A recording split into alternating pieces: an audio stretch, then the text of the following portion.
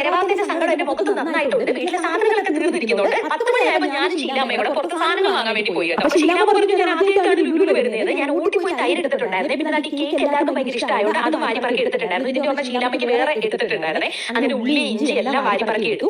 അമ്മ ആദ്യമായിട്ട് വരുന്നോണ്ട് തന്നെ അമ്മയ്ക്ക് ഒന്നും അറിയില്ലായിരുന്നു. അങ്ങനെ ഞാൻ എവിടെ ബില്ലടിപ്പിക്കേണ്ടതെന്ന് എവിടെയാണ് വെയിറ്റ് നോക്കേണ്ടതെന്ന് എല്ലാം പുറമെ നടന്ന് പറഞ്ഞു കൊടുത്തു കേട്ടോ. ആ സമയം കൊണ്ട് ഞാൻ ഓടിപ്പോയി ആപ്പിൾ എടുക്കാൻ നേരത്തെ ഈ ആപ്പിൾ ഞെക്കി പിടിച്ചിട്ട് ആപ്പിളാണ് കേട്ടോ തപ്പി എടുക്കുന്നത്. കാരണം എല്ലാവരും ഇങ്ങനെ ഞെക്കി അതിന് പരിവാക്കി വെച്ചേക്കും. പിന്നെ ചിക്കൻ വാങ്ങിച്ചിട്ടുണ്ടായിരുന്നു. ഞാൻ വീട്ടിൽ ചെന്ന് കറി വെച്ചോളാൻ പറഞ്ഞേ. അങ്ങനെ വേണ്ട പിന്നെ ഈ ഒരു അച്ചാർ അത് ഞാൻ വാരിപ്പറക്കി എടുത്തിട്ടുണ്ടായിരുന്നു. എസ്കലേറ്ററിൽ കയറാൻ അമ്മയ്ക്ക് പേടിയായോണ്ട് പിടിച്ച് കയറ്റി പിടിച്ചിറക്കുകയാണ്. വന്നു കഴിയുമ്പോഴത്തേന് ഇതൊക്കെ അമ്മയ്ക്ക് ഇങ്ങനെ സ്വല്പം പോലെ നടക്കും കേട്ടോ. അത് കഴിഞ്ഞിട്ട് ഞങ്ങൾ മീൻ വെട്ടാൻ വേണ്ടി കൊടുത്തു.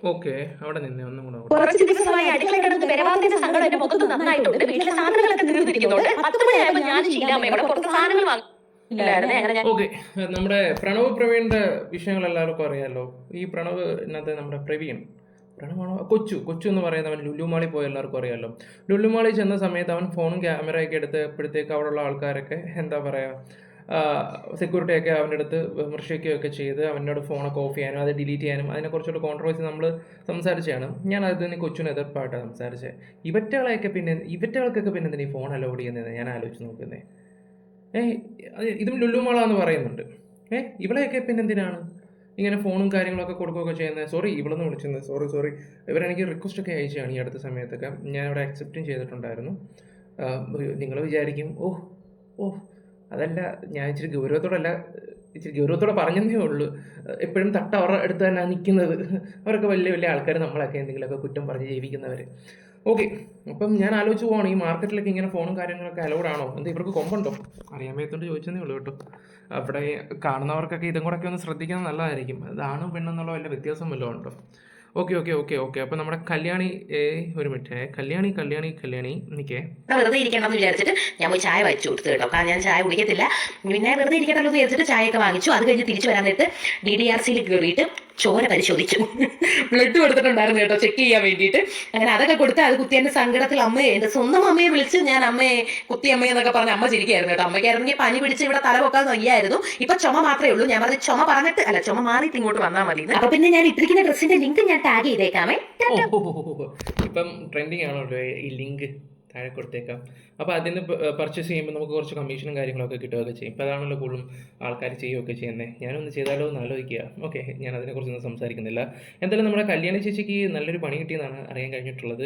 എന്താണെന്ന് അറിയത്തില്ല, പുള്ളിയുടെ സ്കിന്നിന് കുറച്ച് പ്രശ്നങ്ങളും കാര്യങ്ങളൊക്കെ, ഓരോ പ്രൊഡക്റ്റും കാര്യങ്ങളൊക്കെ ഇങ്ങനെ സോഷ്യൽ മീഡിയ വന്നിട്ട് അത് നല്ലതാണ് ഇത് നല്ലതാണ് നിങ്ങളത് ഉപയോഗിച്ച് നോക്കുക, എൻ്റെ റിസൾട്ട് ഇത് കണ്ടില്ലേ എന്ന് പറയുമ്പോൾ ഈ കുറേ സബ്സ്ക്രൈബേഴ്സ് ഉണ്ട്, ഇവരെയൊക്കെ ഇഷ്ടപ്പെട്ട് ഇവരൊക്കെ അഡിക്റ്റ് ആയിരിക്കുന്ന കുറേ ആൾക്കാരുണ്ട്. ഇവരെല്ലാം ഇതങ്ങ് പർച്ചേസ് ചെയ്തിട്ട് എല്ലാം ദേഹത്ത് വെച്ചിട്ടുണ്ട്. കല്യാണിയുടെ സോപ്പ്, കല്യാണിയുടെ ജീപ്പ്, കല്യാണിയുടെ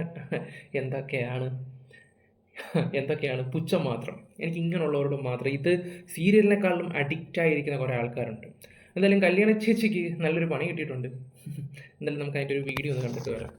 ഓക്കെ, ഞാൻ കൂടുതലായിട്ട് അതിനെക്കുറിച്ച് വലിച്ചു വാരി നീട്ടാനൊന്നും ഉദ്ദേശിക്കുന്നില്ല. കല്യാണ ചേച്ചി പറ ചേച്ചി.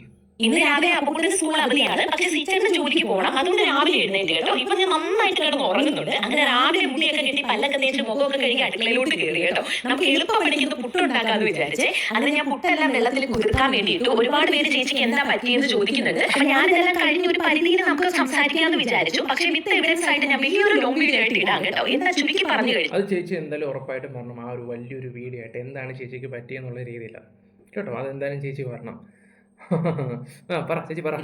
നമ്മളെ ഒരു സ്ഥാപനം ഭയങ്കരമായിട്ട് പറ്റിച്ചു. അതായത് എന്റെ മുഖത്ത് ഒരു പാട് വന്നപ്പോൾ നമ്മൾ സ്വന്തമായിട്ട് ചികിത്സിക്കേണ്ട ഡെർമറ്റോളജിസ്റ്റിനെ കാണിക്കാന്ന് വിചാരിച്ചിട്ട് നമ്മൾ ട്രിവാൻഡ്രത്ത് കുറവങ്കോടത്തുള്ള ഒരു സ്ഥാപനത്തിൽ പോയി.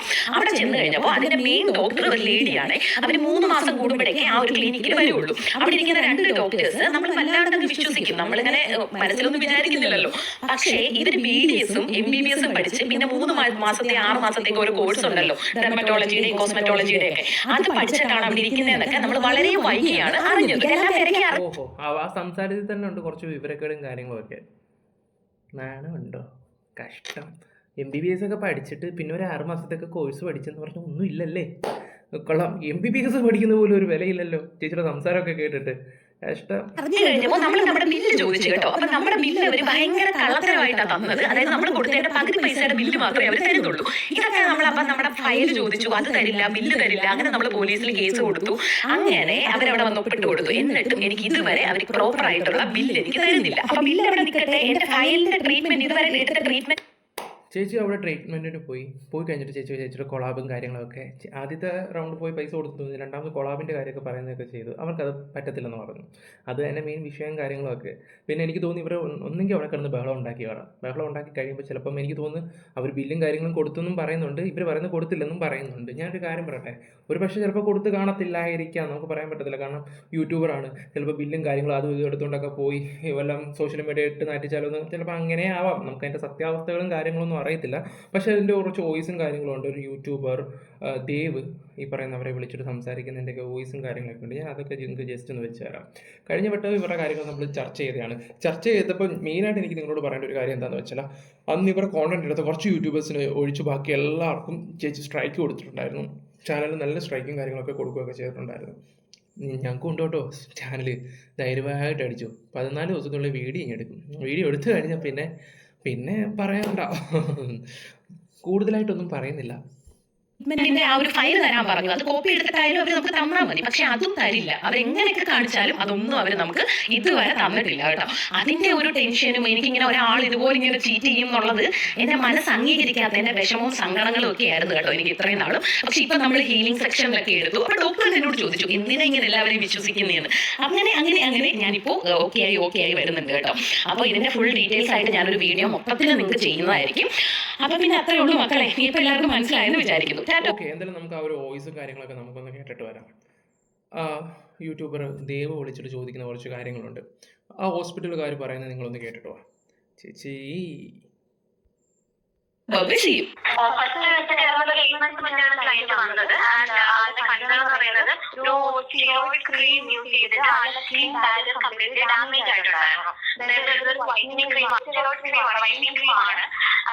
അങ്ങനെ ഓരോ ആഴ്ചയിൽ ഓരോ ക്രീമല്ലേ നാട്ടുകാരെ കാണിച്ചുകൊണ്ടിരിക്കുന്നത്. പിന്നെ വല്ലതും വരാതിരിക്കൂ, കുറച്ചൊക്കെ കൺട്രോൾ വേണം. ഇത് ഒരു വിഷയം വന്നു കഴിഞ്ഞാൽ അതിനെക്കുറിച്ച് നമ്മൾ ചർച്ച ചെയ്താൽ പോലും അതിൻ്റെ സത്യാവസ്ഥ കാണിച്ചാലും പിന്നെയും മുടന്ന ന്യായങ്ങളായിട്ട് വരുന്ന ഇതുപോലുള്ള കുറേ ടീംസുകളുണ്ട്. അതുപോലെ തന്നെ നമ്മുടെ ശ്രീകുട്ടി എന്ന് പറഞ്ഞൊരു സ്ത്രീ, അവരും ഇതുപോലെയാണ്. പിന്നെ ഹെലൻ ഓസ്പാട്ട ഈ അടുത്ത സമയത്ത് ഒരു അതുൽ വ്ളോഗ്സ് ഒരു വീഡിയോയ്ക്കകത്ത് ഈ എന്താ പറയണ്ടേ ശ്രീകുട്ടിയെ കുറിച്ച് സംസാരിച്ചിട്ടുണ്ടായിരുന്നു. അതിൻ്റെ താഴെ വന്നിട്ട് അവൾ വലിയ ഡയലോഗ് അടിച്ചിട്ടുണ്ടായിരുന്നു. നോക്കട്ടെ, ഹൊക്കോണെങ്കിൽ അതിനെക്കുറിച്ച് നമുക്ക് വേറൊരു വീഡിയോ ചെയ്യാം. എന്നാലും നിങ്ങൾ ഈ വോയിസ് മൊത്തം കേൾക്ക്.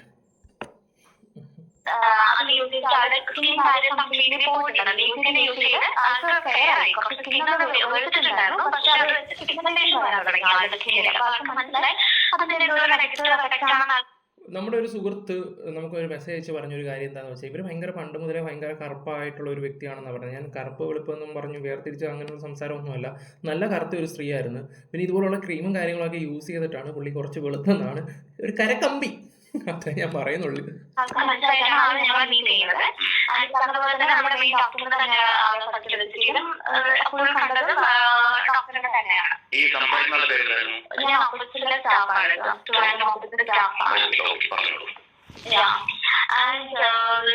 വന്നിട്ട് മാമിനെ കണ്ടു. ഞാൻ പറഞ്ഞു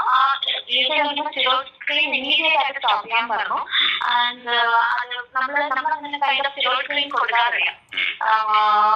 അതിന് വേണ്ടി നമ്മള് ഇവിടെ ഐ കണ്ടക്ട് ചെയ്തു, ബ്ലഡ് ടെസ്റ്റ് ചെയ്തു. അവരുടെ നമ്മളിപ്പോൾ ചെക്ക് ചെയ്തതിന് ശേഷമാണ് ആൻഡ് ഐ ഡി എടുത്തു ഒരുപാട്. അത് കഴിഞ്ഞിട്ട് സെക്കൻഡ് സെഷൻ ആള് വന്നപ്പോ ആള് കൊളാബ് റിക്വസ്റ്റ് ചെയ്തിരുന്നു.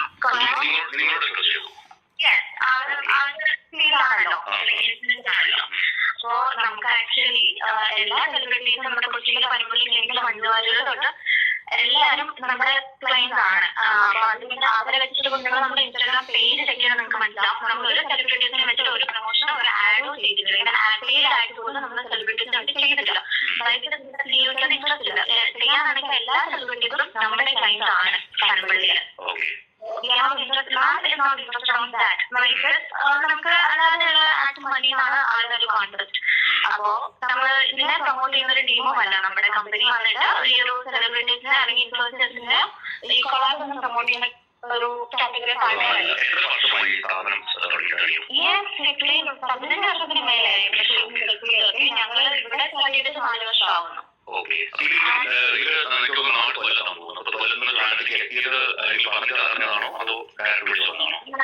ഭയങ്കര ഫാനായിരുന്നു ആള്. ഞാനിനെ ഭയങ്കരമായിട്ട് ഫോളോ ഒക്കെ ചെയ്ത് ഭയങ്കര കെയർ ചെയ്ത് വന്നൊരു ക്ലൈന്റ് ആണ്. അയാള് ഇവരെ അല്ലാതെ നോർമൽ കൺസൾട്ടേഷൻ വരുമ്പോൾ പോലും കൺസൾട്ടേഷൻ ഭയങ്കര ആക്റ്റീവാണ്. ഇവരുടെ വ്യൂവേഴ്സിനെ സംബന്ധിച്ചിട്ടോ എന്താ താല്പര്യക്കുന്നത്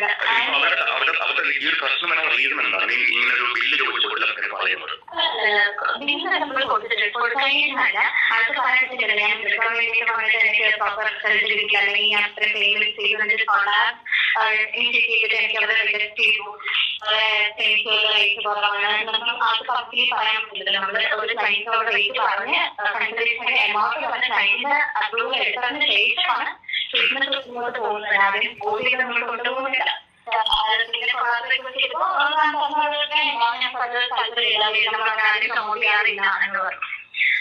അത് കഴിഞ്ഞിട്ട് പിന്നെ ആള് 2-3 സെഷൻ വീണ്ടും വന്നു പേയ്മെന്റ് ചെയ്തതാണ് ആള് ചെയ്തൊക്കെ ചെയ്തു. നെക്സ്റ്റ് സെഷൻ ഈ കഴിഞ്ഞ വീണ്ടും വന്ന് ഭയങ്കരമായിട്ട് കൂടിയ ആളാണ്. ആളിന്റെ വേറെ ഒരു ക്ലിനിക്ക് എടുത്തിട്ട് ചെയ്തു. എടുത്തിട്ട് നമ്മുടെ ഓൾറെഡി ട്രീറ്റ്മെന്റ് എടുത്തതിന് ശേഷമാണ് എല്ലാ വീട്ടിലും ക്ലൈന്റ് പോകുമ്പോൾ തന്നെ ഫിസിക്കലി നമ്മൾ കൊടുക്കാറുണ്ട്. അവരെ പ്രൊഡക്റ്റ് മേടിക്കണം, നമ്മുടെ കാര്യങ്ങൾക്ക് തന്നെ ഫിസിക്കലി നമ്മൾ കൊടുക്കാറുണ്ട്. നമ്മൾ ഈസി മൂവ് ചെയ്തിട്ടുണ്ടോ നമ്മൾ ഡിഗ്രി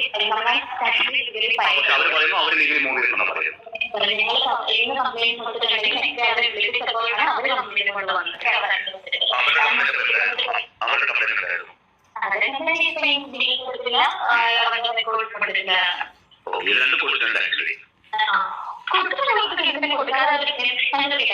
മാസം മുൻപുള്ള ഒരു ക്ലൈന്റ് ഗവൺമെന്റ് കിട്ടിയിട്ടില്ലെങ്കിൽ 8 മാസം കണ്ടിന്യൂസ് വരും. 8 മാസം എടുത്ത് നമ്മൾ ടീച്ചേഴ്സ് ആണെങ്കിൽ അവരെ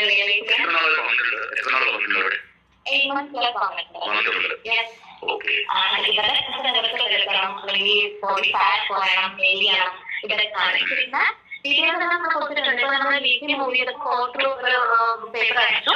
അപ്പൊ നമ്മുടെ അഡ്വക്കേറ്റ് തന്നെ ഹെഡ് ഓഫീസിൽ നിന്ന് എല്ലാ ഡീറ്റെയിൽസും നമുക്ക് ഫോട്ടോ കൊടുത്തിട്ടുണ്ട്.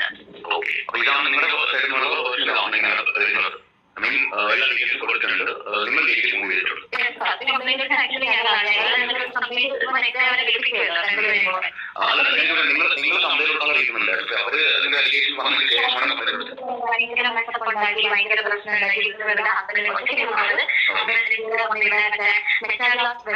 ഭയങ്കര നമ്മുടെ ആ കോർഡിനേഷൻ ഷൂട്ട് ചെയ്യാണ്. എന്നിട്ട് പറയാനിപ്പോ ബാംഗ്ലൂർ പോകും, ഞാനിപ്പോ ഞങ്ങളെല്ലാം റെക്കോർഡ് ചെയ്യാണ്. പിന്നെ ആ കമ്മീഷൻ ചെയ്യുന്നു. പിന്നെ ഇരിക്കുന്നവരുടെ ക്ലൈൻസിനോട് നിങ്ങൾ വിശ്വസിച്ചിട്ട് അങ്ങനെ റീക്ലെയിം ചെയ്യാൻ ഭയങ്കര ശ്രമിച്ചു. ചെയ്യുന്ന പോലെ പ്രശ്നം ഉണ്ടാക്കാതെ പോകും. മെയിൻ നമ്മൾ കയ്യിൽ കൊടുക്കാതെ കിട്ടിയാന്ന് പറയുകയാണെങ്കിൽ നമുക്ക് ഇങ്ങനെ ചെയ്യാൻ പറ്റില്ല. നമ്മൾ മെയിൻ ഇത് തന്നെ സംസാരിക്കുന്നത്. ഇവരെ കാര്യത്തിലും ഭയങ്കര ഇമോഷണൽ സാധനങ്ങൾ മാത്രമാണ് എക്സ്പ്രസ് ചെയ്തുകൊണ്ടിരിക്കുന്നത്. പിന്നെ നമ്മള് മെയിൽ വായിച്ചിട്ടുണ്ട്. ഇപ്പൊ ലീഗൽ പേപ്പർ വന്നപ്പോ അങ്ങനെ അയച്ചിട്ടുണ്ട്. ബാക്കി ഫുള്ളായിട്ട് ലീഗലി പോകുന്നതാണ് പ്ലാൻ. അതാണ് നമ്മൾ നെക്സ്റ്റ് ഈ വീഡിയോയ്ക്ക് കാര്യമില്ല.